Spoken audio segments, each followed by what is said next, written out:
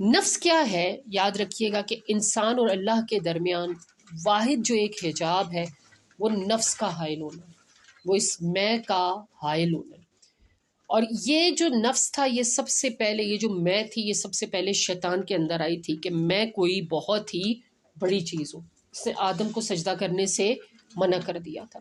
اور یہ جو میں ہے نا، یہ بھی یاد رکھیے، یہ امیر میں بھی ہے، یہ غریب میں بھی ہے، یہ فقیر میں بھی ہے، یہ بادشاہ میں بھی ہے۔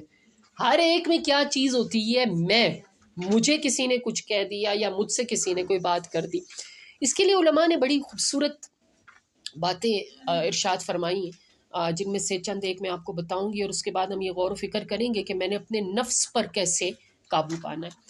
تو سب سے بڑی سلطنت، اور یاد رکھیں انسان کے اپنے نفس کی ہوتی ہے، سب سے بڑی سلطنت انسان کے اپنے نفس کی ہوتی ہے، جس پہ وہ خود حکمران ہوتا ہے، خود حکمران ہوتا ہے، چاہے تو اس سے اچھائی کروائے، چاہے تو اس سے برائی، نفس امارہ کی طرف لے جائیں یا اس کو نفس لوامہ کی طرف لے جائیں۔ یہ نفس پوری ایک سلطنت ہے جس پہ انسان اس کو قابو پا کر اس پر راج کر سکتا ہے، اس پہ راج کر سکتا ہے اور اس کو نیکی کی طرف دوڑا سکتا ہے۔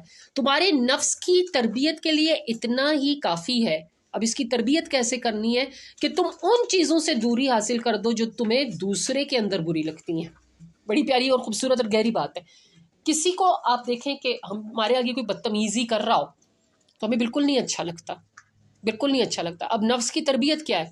بقول واصف علی واصف کے بڑا خوبصورت جملہ کہ میں نے تمیز بدتمیزوں سے سیکھی ہے، میں نے تمیز بدتمیزوں سے سیکھی ہے، کہ یہ جس طرح مجھ سے بات کر رہا ہے میں نے ویسے اس سے کبھی بھی بات نہیں کرنی۔ کسی اور میں کوئی اور چیز ایسی بری ہے جو آپ کو بری لگ رہی ہے کہ کتنی بری حرکت ہے، تو آپ نے کیا کہنا ہے کہ یہ حرکت آئندہ میرے اندر کم از کم نہیں ہونی ہے۔ یہ تربیت ہے نفس کی۔ اور پھر برائی کی طرف نفس دوڑ کر جاتا ہے، بڑی اہم بات ہے، برائی کی طرف نفس دوڑ کر جاتا ہے اور نیکی کی طرف اسے گھسیٹ کر لانا پڑتا ہے، نیکی کی طرف اسے گھسیٹ کر لانا پڑتا ہے۔ کسی کو نہیں اچھا، کیونکہ اچھا کیوں ایسا کیوں؟ برائی آسان ہے نا، برائی آسان ہے، اسی لیے کوئی مشکل نہیں ہے، اس کی طرف چلے جاتے ہیں۔ اور اچھائی کیا ہوتی ہے؟ دنیا میں مشکل لگ رہی ہوتی ہے، اسی لیے اس پر جمانا پڑتا ہے اور گھسیٹنا پڑتا ہے اور لانا پڑتا ہے۔ اور یاد رکھیے کہ نفس وہ گھوڑا ہے جس پر انسان قابو پا لے تو دنیا اس کے قابو میں آ جاتی ہے۔ یہ جو ہوا والا ہم لفظ استعمال کر رہے تھے نا، اس پر اگر آپ نے قابو پا لیا، اللہ آپ کو بلندیوں کا سفر دے رہا ہے، اگر اس پر آپ نے قابو پا لیا تو آپ سمجھ لیں کہ آپ پوری دنیا پر راج کریں گے، ورنہ یہ آپ پر ایسا راج کرے گا، آپ پر ایسا راج کرے گا کہ آپ کہیں اور راج کے قابل نہیں رہیں گے۔ اسی لیے اس پہ راج کیا کریں، اس کو کنٹرول کر کے۔ یہ ہمارے کنٹرول سے باہر نہیں ہے، اس کو ہم کنٹرول کر سکتے ہیں، لیکن ہم اس کو کنٹرول کرنا نہیں چاہتے، ہم نے اس کو شترے بے مہار کی طرح چھوڑا۔ اچھا ہم لوگ کہتے ہیں چھوٹے چھوٹے بچے کیا کہتے ہیں؟ میرا دل نہیں چاہ رہا، میری مرضی، میں یہ نہیں کروں گی، آپ کون ہوتی ہیں مجھے یہ۔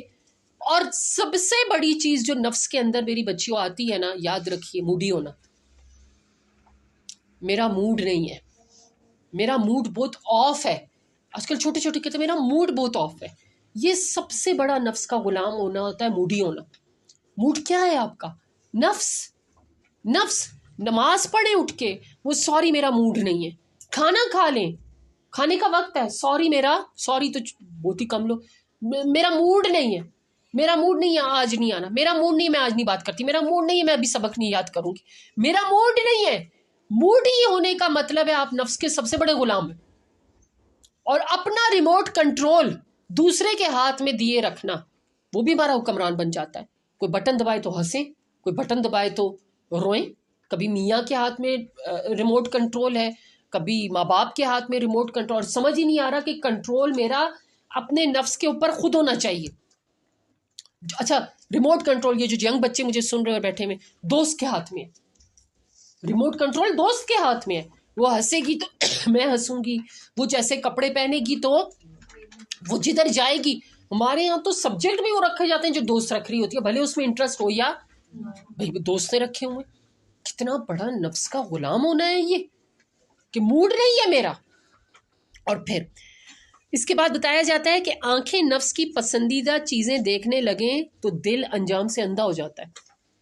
اگر آپ کو ہر وقت اپنی پسند کی پڑ جائے نا، ہر وقت اپنی پسند کی پڑ جائے تو یاد رکھیں کہ پھر آپ کے لیے جنت کا راستہ بہت مشکل ہے، کیونکہ جنت کا راستہ اپنی پسندیدہ چیزوں سے ہٹ کر جاتا ہے بیٹا. مثلا مجھے میوزک بہت پسند ہے، سوری میں یہ نہیں چھوڑ سکتی. کتنی بچیاں آتی ہیں ہم نیلز نہیں کاٹیں گی تو قرآن کی کلاس میں ہم بیٹھ جائیں. یعنی جو اگر ایک ناخن کی قربانی اللہ کے راستے میں نہیں دے سکتا، وہ باقی کسی بڑی چیز کی قربانی کیا دے گا. وہ جو آئی بروز بنانا اللہ کے راستے میں نہیں چھوڑ سکتا، وہ باقی کیا بڑی قربانی اللہ کے راستے میں دے گا. مجھے بتائیں کہ ہم کہیں کہ یہ قربانی دے گا اللہ کے راستے. نفس ہے نا، مجھے یہ چیزیں پسند ہیں. میں وہ سورج بالکل دیکھتی رہتی ہوں، غروب ہونے لگا ہے تو جا کے بھاگ کر میں نے اثر، فجر نکلنے لگا ہے تو میں نے جا کر پڑھنی ہے، کیونکہ بس میری ٹائمنگ کے، ہمارا تو بس نہیں چلتا نا. بعض اوقات نماز بھی اپنی ٹائمنگ کے مطابق سیٹ کر لے، ایک ہی دفعہ ساری پڑھ کے کہیں بس. یہ ہمارا نفس ہے بیٹا، موڈی ہونا، غلام ہونا. پھر ایک اور جگہ بڑی پیاری بات علماء فرماتے ہیں کہ تو نفس کی تمنا پوری کرنے میں مصروف رہتا ہے اور وہ تجھے برباد کرنے میں مصروف رہتا ہے.